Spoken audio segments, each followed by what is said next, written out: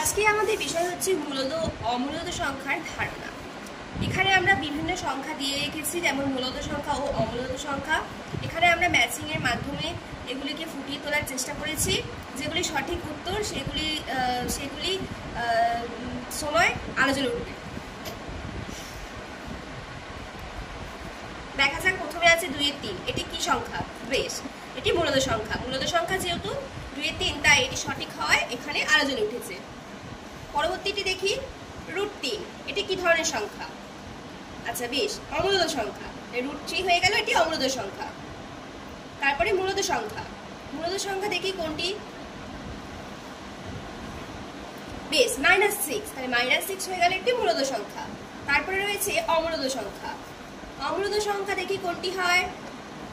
বেশ, পাই। পাই হলো একটি অমূলত সংখ্যা। পরে আছে 0.333। এটি কি ধরনের সংখ্যা দেখিনি? বেশ, এটিও তাহলে একটি মূলত সংখ্যা। পরবর্তী আছে অমূলত সংখ্যা। দেখি অমূলত সংখ্যাটা কি হতে পারে। ওকে, -√5 হচ্ছে একটি অমূলত সংখ্যা। বেশ, আজকের আমাদের বিষয় এতটুকুই।